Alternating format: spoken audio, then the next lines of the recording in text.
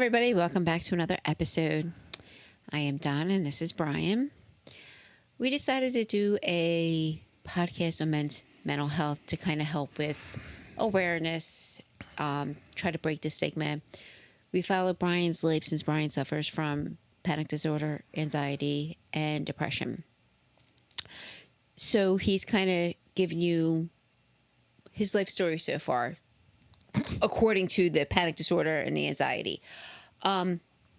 We want you guys to realize this is just his opinion or my opinion on things. It's nothing. We're not offering medical advice or anything like that. If you like what you hear, please hit subscribe. And if you have any comments, please feel free to share them. Also, this is not geared towards children. It's more adult content. Some of the stuff that we talk about is pretty sensitive. And he has a very colorful vocabulary, so you might want to watch kids with that. And if you're easily offended, this might not be the podcast for you. First and last warning, click off now.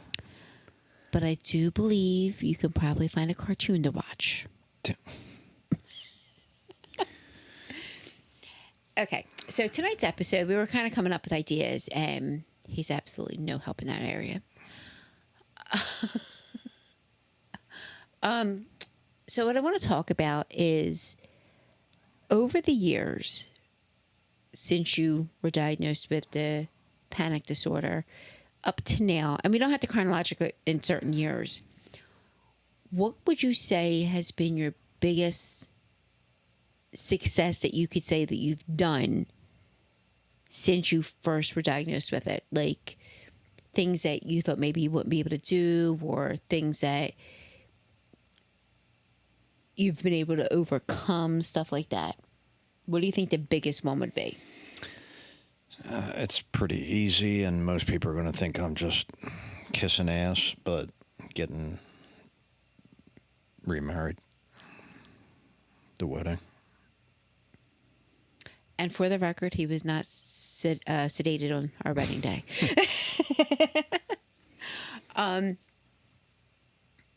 You mean making it there without any problems, or actually? The whole process, was... And honestly... It was not... I mean, I was worried about that day, having some issue or a problem. Because we had, worked on it for, I don't know, 3 or 4 months prior.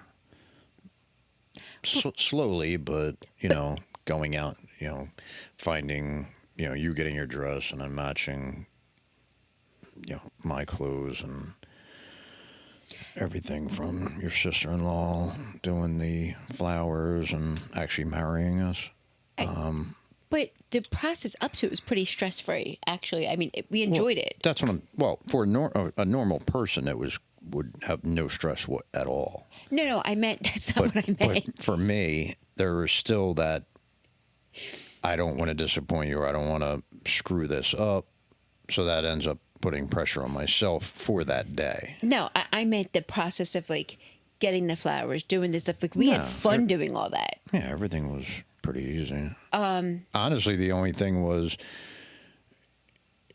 yes, which came from you, was, do you have your vows written yet? Nope. And I never did write them. And his vows were amazing. It's funny, somebody had a recording, it was on Facebook, but they only last so long, so no one even has a recording of the vows now. Yeah, it's on our Facebooks and your brother. It was alive, so I don't think it's still there. No, it wasn't. It's recorded. We were watching it weeks after. I think it stays there for 3 months. No, alive doesn't stay there. Oh, I don't know. Or it just stays there until you delete it. It's not a story. Yeah, I don't know. We definitely watched it way later, so it's still there. But I mean, no, I'll be honest with you, and everybody might think this is weird, but I used to go over when I would take a shower. You told me that. You said that numerous times. I would just sit there while I'm taking a shower and just go. But even what I was in the shower thinking or whatever is not what came out at the wedding. I just wanted it to be how I actually felt. And that's exactly what it was. Like, it wasn't pre-planned. It wasn't, not saying it wasn't pre-planned. You can tell that you spoke from the heart rather than anything else. Yeah, and I don't think it was the typical vows that you hear. Well, I mean, you hear some at the weddings, and it wasn't. No, it wasn't. It wasn't like that at all.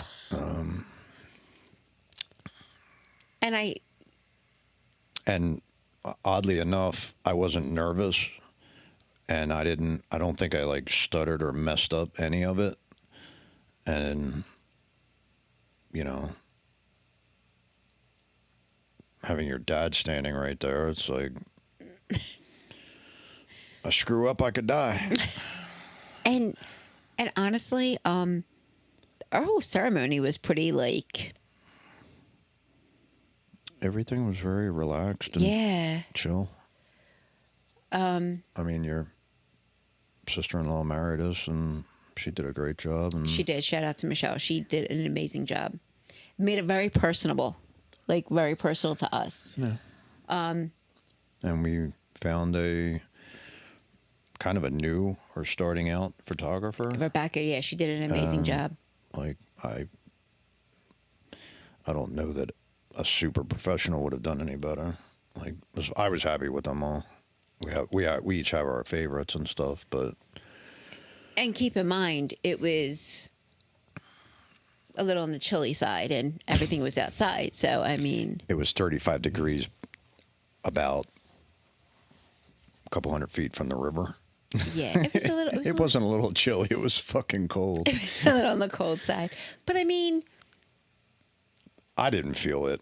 I know you, by the end of the getting the pictures, were like, all right, let's get in the car. Let's get to the restaurant so we can eat. But that was my main concern, was just not, all right, what if, the what if thinking of, what if my stomach starts? What if I start to panic? What if, But oddly enough, my youngest daughter and her husband picked me up. Like, they came over. And the only reason we did that is so we didn't have two cars at the ceremony. Yeah. They picked me up, brought me down. Like, every part of it, I don't remember being nervous or anxious or anything at dinner. And it was far from a conventional wedding. It was not your typical thing. Even we planned it, and we did it the way we wanted, not the way people do it. And let's be honest, most of the stuff about our relationship isn't typical. I mean, but it works for us. And I found an Italian restaurant and made those reservations. And we've been going there ever since. Mm-hmm. Anybody that's in the area and you want good Italian food, it's the Fabio's in Media, Pennsylvania. And then literally, like, I don't know why we never thought about a cake at all. And just happened to be on the way home, and I was like, wait, like, we don't have a cake. So no, you're like, want some dessert? That's what you said. Want some dessert? I was like, sure. And it was so funny because I didn't even get out of the car. He ran into Acme. You and Andrew were in the car. No, did Andrew stay with us, or did he leave with my dad? He came with us, I think. And I was like, all right. So he runs in and he runs out, and he has like this big grin on his face. I'm like, what you do? You're like, I got a wedding cake. And I'm like, well, it literally matched the colors perfectly, yeah. And I think I grabbed candles. Did I grab candles? No, it wasn't a birthday. It was a wedding. Thank you. I'm aware of that. You don't do candles on it? No, you don't do candles. On a wedding cake? I don't. It shows you how much I pay attention to wedding. Yeah, you light the bride and groom's head on fire. Oh, yeah. I'm not a wedding planner. Start to a great wedding, flames. Yeah, makes sense now. But we came back here, and the house was all decorated for Christmas, obviously. And we just did pictures, and Yes, it was the middle of December. we came down here, and Andrew did the other pictures down here with us, and we got the cake, and we had cake, and We did some more pictures. Like he took pictures while we were like cutting the cake, and Yeah. I was waiting for you to smash it in my face. Luckily, that didn't happen. I wouldn't have done that. Oh, not you. Not No. not Miss Innocent. No, I would no because I had my dress on and all. Maybe your next birthday. Forget you. It's about me. Damn it. But everything about the wedding was pretty laid back for the most part. So if you had to pick one thing that you thought would have set you off in like panic or something that didn't, what do you think that would be? About the wedding? No, just in general, not about the wedding, just in general. Like In- another time since you've been Oh. diagnosed. Well, honestly, I thought the doing the vows was going to set it off, Okay. even though it was only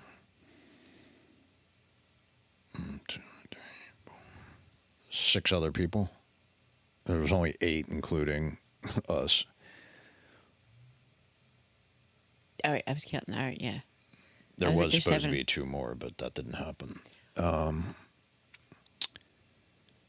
Yeah, I don't do. People might think this is public speaking, but it's just being recorded, so it doesn't bother me. Yeah, if I was to put an audience in front of him, he'd be like, abada. No, I would just clam up, and you would just see me kind of disappear out of view and go to some other area. His new superhero name would be the Vanisher. I could probably do it on like a Zoom, like if you had your class, because we had talked about that at one point, getting on the Zoom and doing that. But I don't know if your job got the clearance for it. I don't need them. Forget those people. Anything else that you think that you could have, that maybe you thought would have set, not with the wedding, just in general, that you think would have set you off in a sheer panic but didn't? Well, or like it should have, or it did in the past and doesn't now, or It's just something that you were surprised that you didn't go into panic or anxiety or something like that horribly.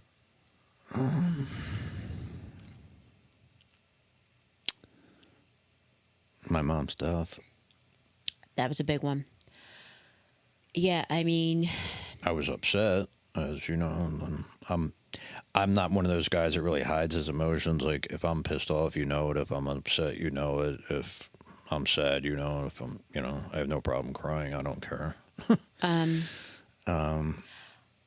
I wonder if the circumstance, and we're not going to get into the circumstances, but I wonder if the circumstances were different, if it would have been different.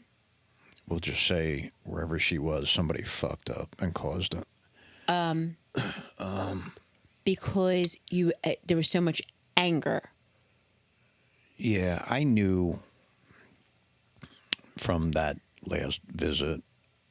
I mean, she was on life support, and I had to make that call, which might sound weird, but it wasn't that difficult of a call with her situation. Yeah, I mean, it was. All her organs had shut down. There was no brain activity. She'd started to hemorrhage. So, like, there's nothing really to think about. It was just, But I had always thought, like, at that period in my life, the two, obviously my daughters are super important, but at that time, the two people I guess I leaned on the most were my mom and you. Mm-hmm. So I had always, like, I guess you know that your parents are going to pass at some point. But she was in there for a broken leg. So that's you don't expect that. That's what I said. I So think the I don't know if anger- it's just something that happened so quick. Once again, I didn't have time to think about it, and literally that was like, 1 o'clock in the morning, and then the next morning at 9 a.m. I had to make the call, and then later on that day we're at the funeral home.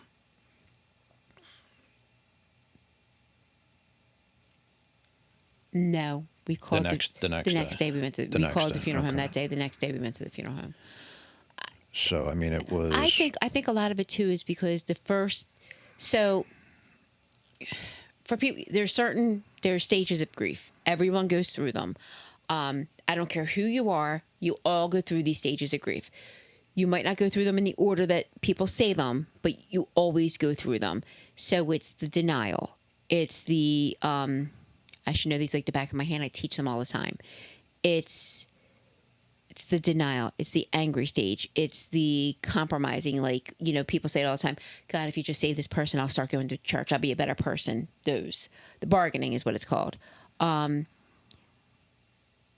don't know them, so I took your word for I it. can't believe is it just those four and then acceptance? If my students watch this, they will yell at me horrendously because.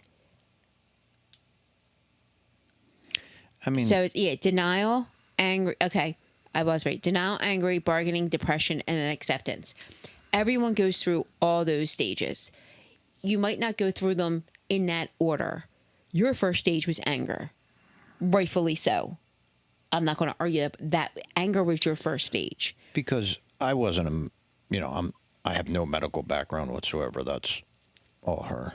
But I knew from what the doctor explained that somebody fucked up somewhere, because there's no way that could have happened. I knew enough to know that there's no way that could have happened overnight. So out of those stages, where do you think you are now?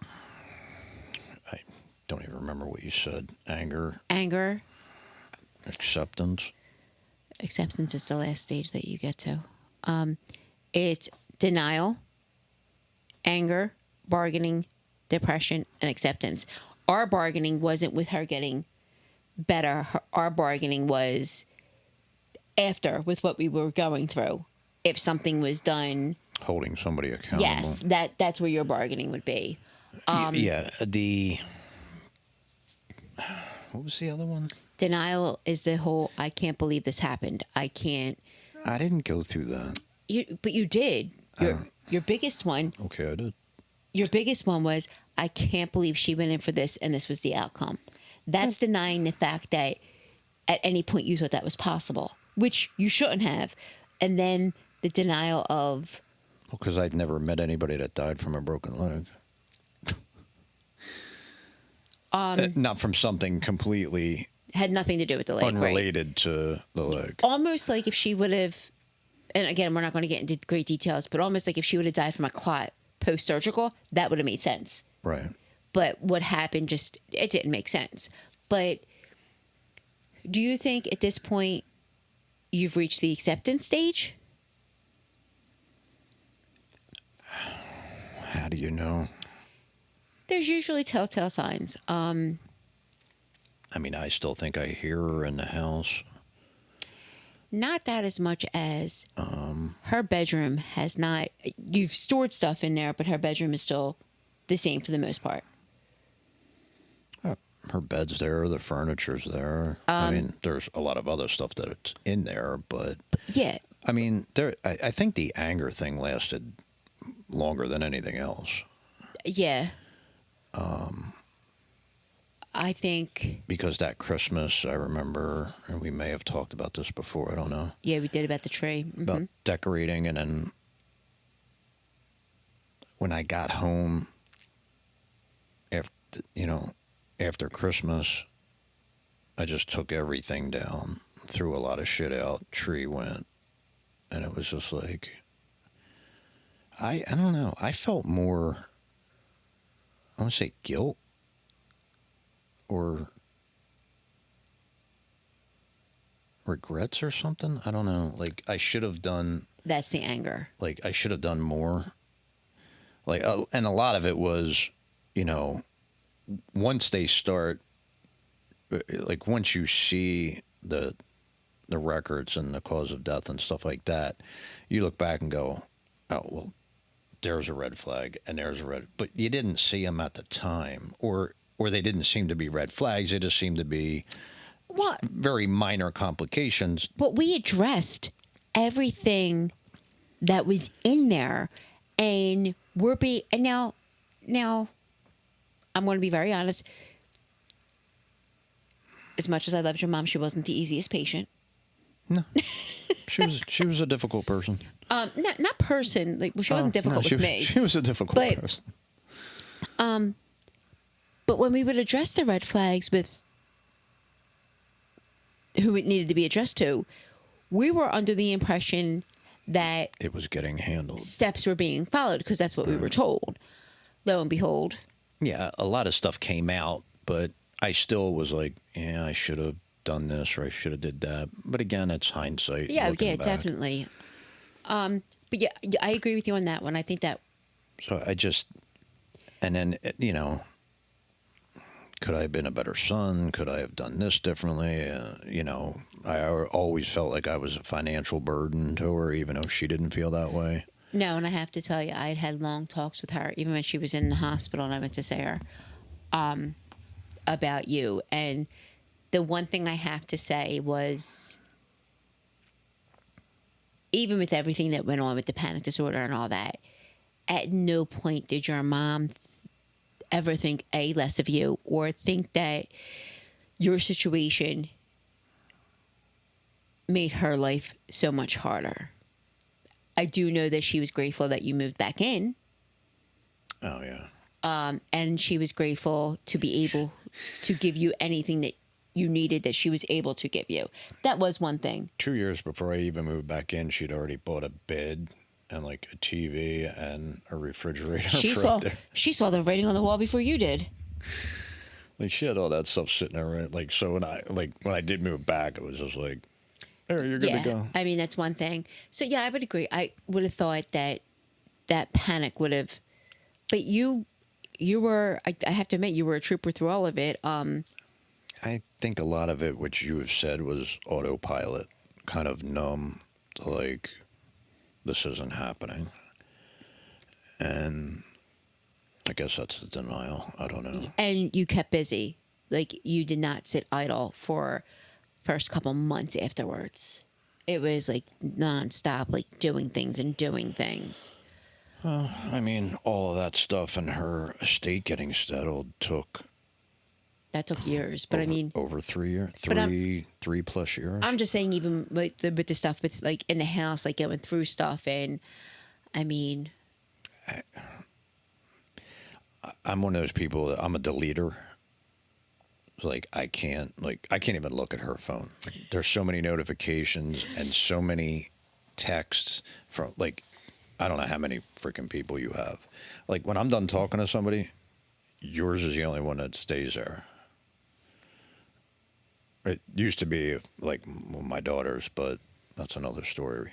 Like everybody else gone, like notifications, don't see it. But she was a bit of a hoarder, you know. did you say a bit of a hoarder? She wasn't that. If you see the show Hoarders, No. her house looked nothing like that. She But was afraid to throw certain things away. Yes, she didn't have a lot. You know, yes, we threw out We threw out a phone bill. 18 bags of shredded paperwork. We threw out a phone bill from 1970. It was from something. Bell Telephone. 1976 or something. She probably didn't even know that was in there. But Probably not. But it was just like, I'm like, what the fuck? There was tax returns from 1980 something. I'm like, 7 years. So I agree. I mean, I would have thought that would have set you off. But I mean, you handled that really well. But Is there any? I literally went through that house and just almost sanitized it, except her room. I don't know I mean, a lot of stuff was just broke and old, and that's how she just, you know, In her fairness, though, she went from her chair to the chair in the dining room to the kitchen, back to her chair to the chair in the dining room to the kitchen, Yeah, and then like- to her bed. like the couch is brand new. Well, not now, but It was until it was. it was until you and Rob. That's another story. Yeah, that's a whole other episode in itself. Nothing bad, but I had to sleep on it at one point because there were squirrels in the ceiling. Yeah, that's a whole other episode. We're not even going to open that can of worms. Let's just put it this way: the couch wasn't long enough. I needed to make it a little longer. No, I agree. Like, But a lot of her stuff that was just the trash. It all went. Like, right. you know, there was just paperwork and boxes and all that. That stuff just went. She had a period of time for I don't know how many years to the end of buying stuff as seen on TV. So I can't tell you how much stuff we came across where we were trying to figure out what some of it. I can't even remember what the one thing was, and we couldn't figure out what the hell it was. And it was one of those as seen on TV, and I couldn't figure out. She bought a stamper, an ink stamp. I have no idea why. That took a little while to figure it out because it had to open a certain way. Yeah. And then I was like, I don't even know what this is for. Yeah. But she had like these little. She had a set of grabbers, one that went out like a foot, 2 feet, and then 3 feet. And then I don't even know. There was so much stuff like that was just like. No, I get. I mean, And I gave away a ton of stuff that was just, for people that had mobility issues. So, you got the Facebook groups for the buy nothing or the giveaway, whatever it's called. yeah, no, we gave away her walker. The walker, the shower chair. There was other things. Yeah. And there was also, again, these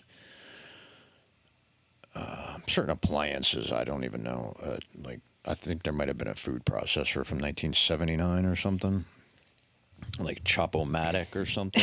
I don't remember what the hell it was. So, All that stuff just got given away. okay, so aside from that, what other events can you think of that happened that you thought you would have been into a rage of panic, but you didn't?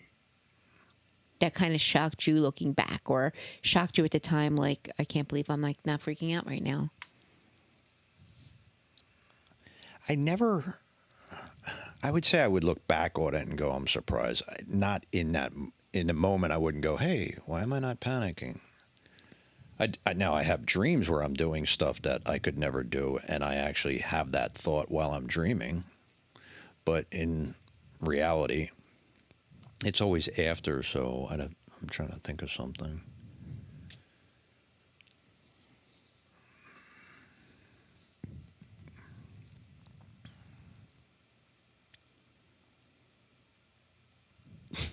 I feel like the Jeopardy theme would be do do do do. If you know of any, go ahead and spit them out. I can't think of any. I mean, like, I'm trying to think of things that were significant since we've been together that you like. I mean, there's plenty of things, but I don't know that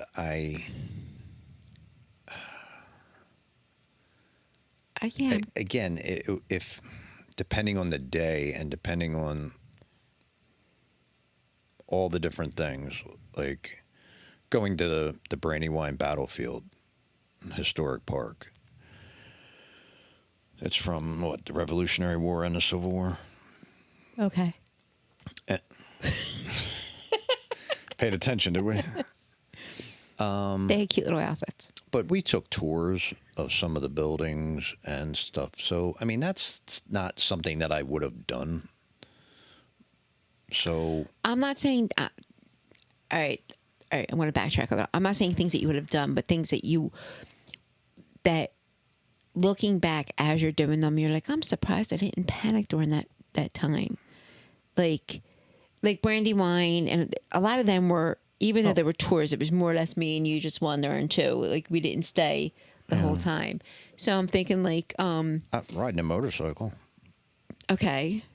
Which I know people, if you watch the other, however many episodes there has been,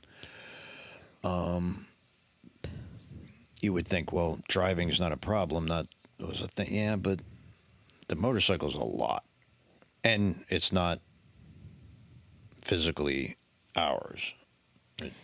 It's always going to be your dad's Right. Harley. So we're just kind of guardians of it, or Yeah, we're just you making know, sure that it's being used and maintaining it. you know, safety stuff. And I took him for a ride when he was here the last time. So I think that, you know, just because of, for me, you would think there's a real good chance you're going to get clipped by somebody at some point. But I don't think of that when I go out. Right. Like when we go out, I don't think about, well, some idiot's going to hit us today. Now, I'm constantly scanning the road and watching my surroundings to make sure that some idiot starts to slide into the lane, I can react. That is true, because we almost got attacked by The raccoon. the raccoon, and he tried throwing me off the back of the bike to swerve nuts at the raccoon. So that was one time that I remember that very well. Okay, the thing was, It was almost dramatic. to the back. Now, this is a three-wheeled. It's a trike. So it was almost, like, I looked down by my foot, and that's where that thing was. I don't know how it didn't run it over. It hightailed and turned. It was like, "Argh!" Well, raccoons don't stop on a dime, and they're not that nimble. But apparently this one was, because Rocky built it, man. It was like Rocky the raccoon. I shot to the right and came back because we were pretty close to trees. And yeah, this section of road didn't have a whole lot of Yeah, I lost my part area. of my eyesight because of a branch, but yeah. Nothing happened at all. But no, I didn't get nervous in that situation either. I kind of was like, what the fuck? And then you were laughing, so I started laughing, and it just wasn't. So I think the biggest thing that got him nervous so far on the bike was when he decided to pop a wheelie. That wasn't nervous. That was fear of, which I told you, don't tell your father. And then the first chance you get, It wasn't the you first told him. chance. I waited until you got home. Yeah. And it was not on purpose. It was just I thought it was funny. pulling out of my friend's pizza shop as, you know, and I just, Gunned it. And I went, woo! I don't remember gunning it. I just remember looking up at the stars and wondering why I'm at this angle. So FYI, when I told my dad was like, oh, yeah, no, pop a wheelie. He goes, did it scare the shit out of him? I was like, yeah, it did. The coming back down was worse because that literally hurt. Yeah, I mean, I understand the motorcycle. And I was more concerned about, Did I lose her? no. Oh, I was more great. concerned that I may have broken something coming back down with the front tire hitting the ground, because it hit hard. Yeah, it did. Because I didn't, I actually hit you with my helmet.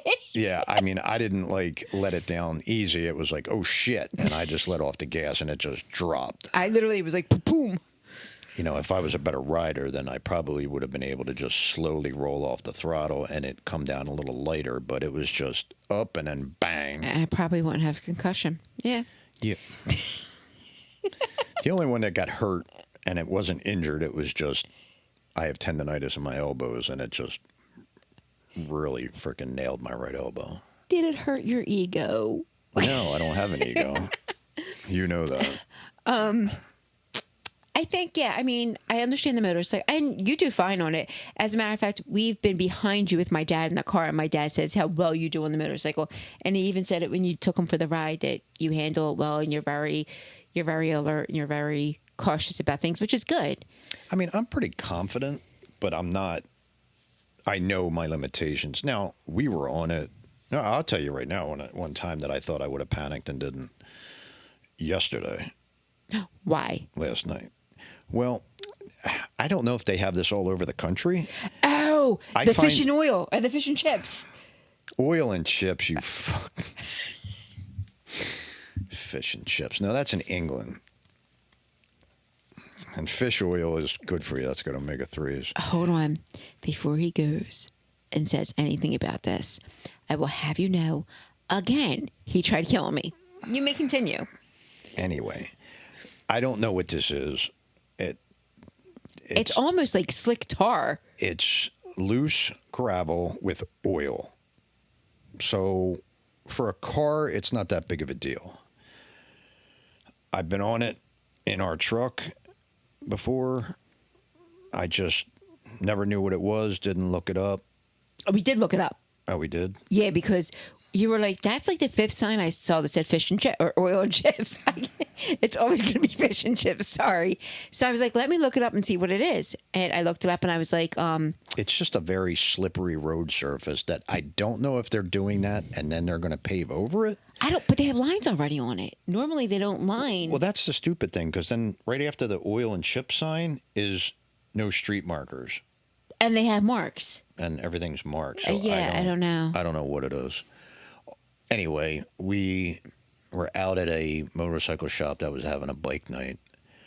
And we left and decided to just go wherever. And it's only this one area. Well, I mean, it's all kind of connected with,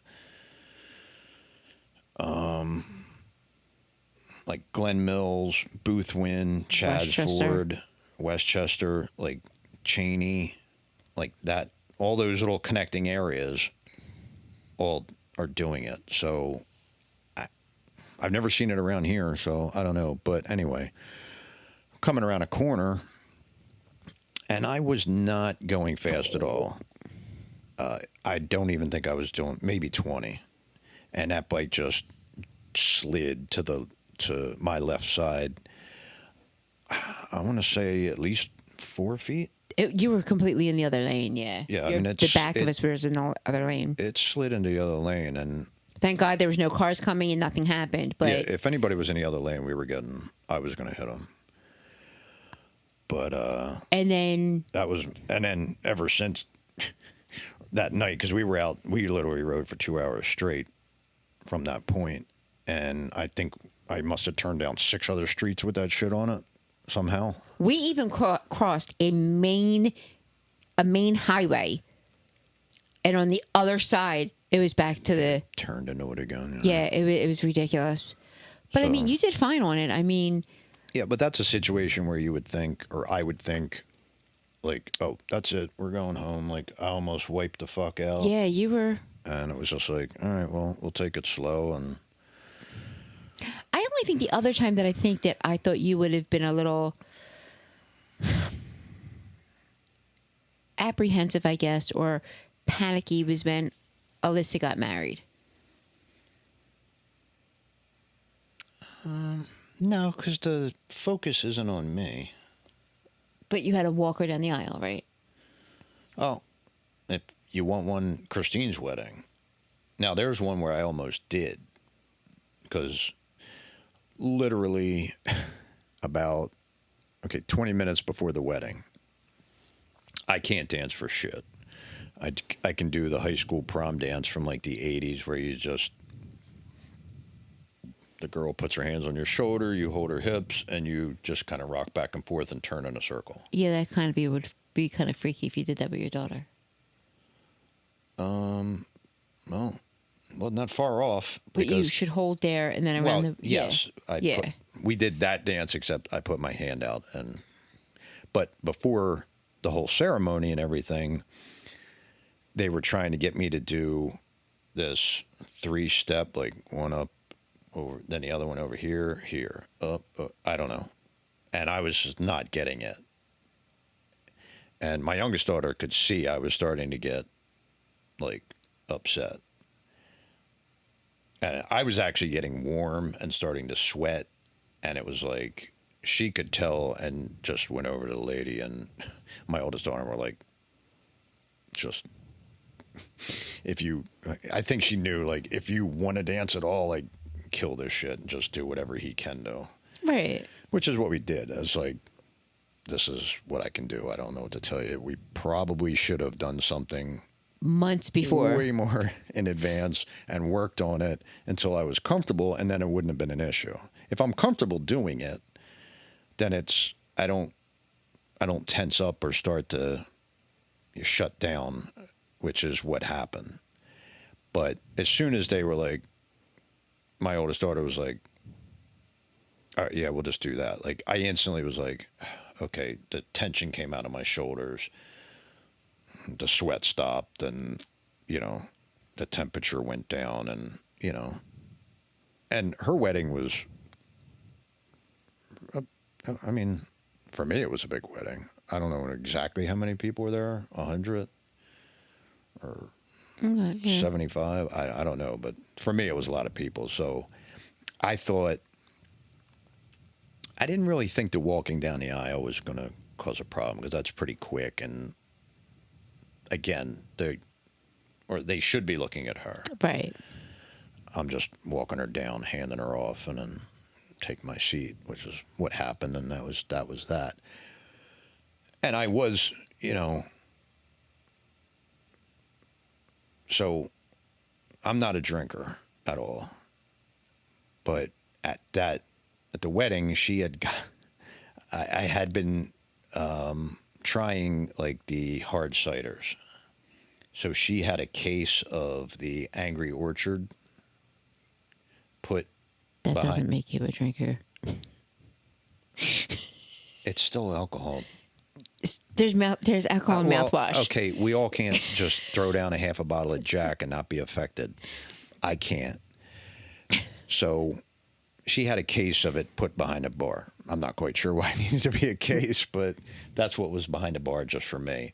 And then she gave me a mug that said Father of the Bride. So I just started going up and getting two of them and filling the mug up and was drinking that and the champagne. So by the time I got to the dance, I was pretty comfortable and didn't really care. Comfortable or lit? No, I wasn't. That came later. Which was probably the last time I was ever drunk. Mm-mm. You've never seen me. I've never seen you, but I know another time that you were drunk.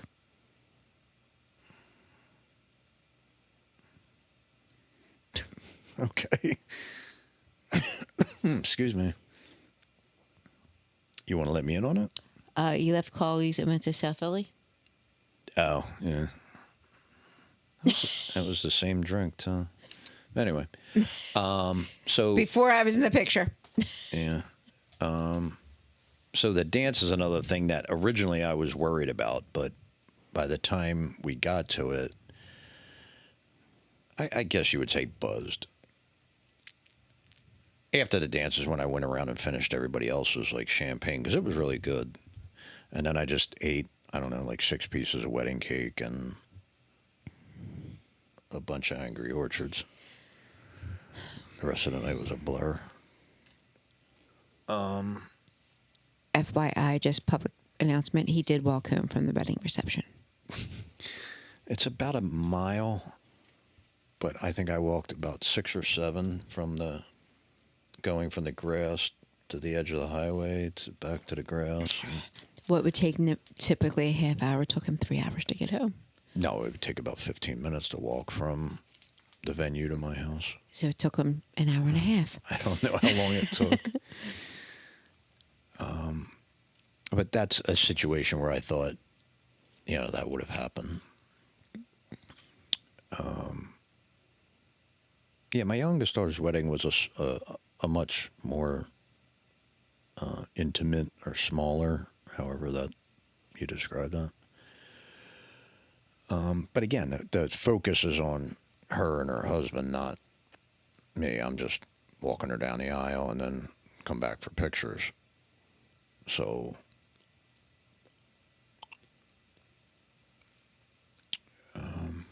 Any other times you can think of where you thought that it surprised you that you were able to get through without the panic?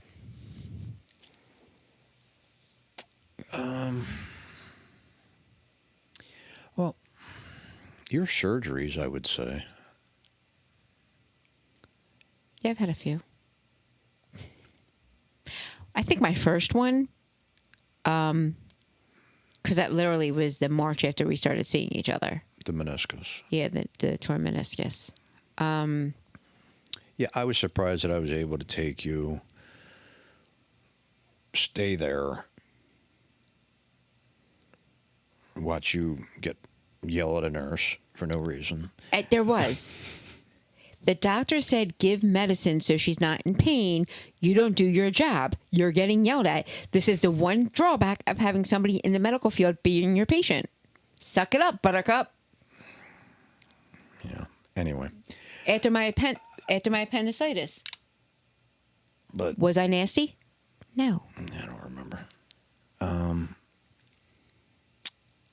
But, and then, you know, coming back home, getting you upstairs. Now, at that time, you lived in a 3-story farmhouse. So it was a bit of a bitch getting you up to your room, which happened to be on the 3rd floor.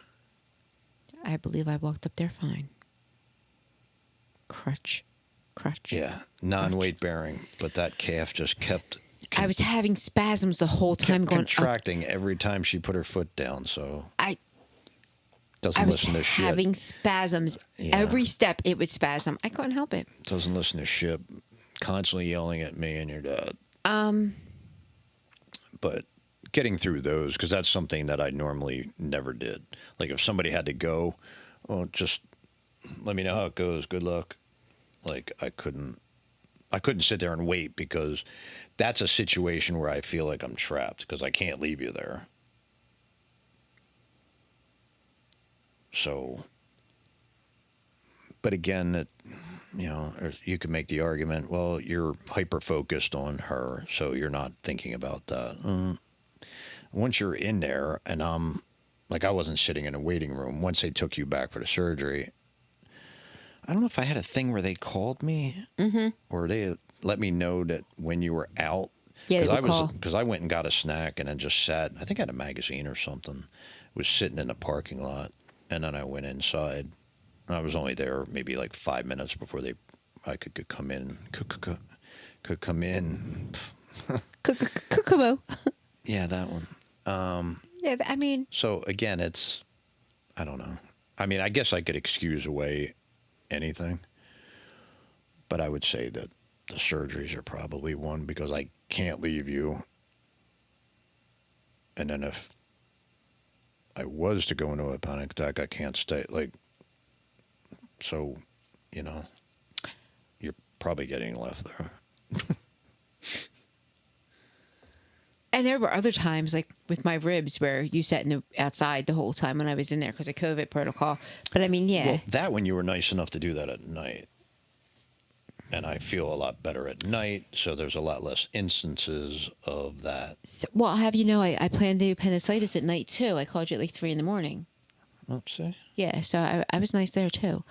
Very considerate. I try to be. The whole point of this episode was I wanted everyone to see that although he does suffer from the panic disorder, the anxiety, and the depression, there are pretty monumental events in his life that he was able to get through. So I don't want you guys to think that no matter what, the panic is always going to take over. There are times that he can get through it. And looking back, there's a lot more that I can think of off the top of my head that he hasn't even mentioned, where you would think panic would set in. But yeah, it could be because he's hyper-focused on something else. It could be because our body normally goes into fight and flight mode. And typically when you think car accidents, you don't freak out on car accidents. You're fine. You're usually worried about the other person, So if you do suffer from this, I want you guys to understand that, yes, it is very difficult to manage and cope, but it's not going to destroy everything. And you still have to have hope that there are going to be things that you don't think you're going to get through, and lo and behold, you do. And no matter what, even if you do have a panic attack and you aren't able to get through it, you're still going to make it onto the other side. So it only lasts so long. You are going to see the other side of the attack. Yeah, I mean, I've been dealing with it for 33 years, so I've had people say that, oh, well, that's because of your strength. I'm not a strong person. I'm not. It's just certain things that you don't have a choice. Like, you're either going to get through it or... Yeah, I mean... Yes. There's another choice, but I don't think that's a choice. Ever. Which would why people would say you're strong. But I just want you guys always to... I wanted to touch base on this so that you know that there are times when you can get through. And a lot of it's pretty monumental moments that you think would, you would just crawl up and just not be able to handle it. But he did. And he did it with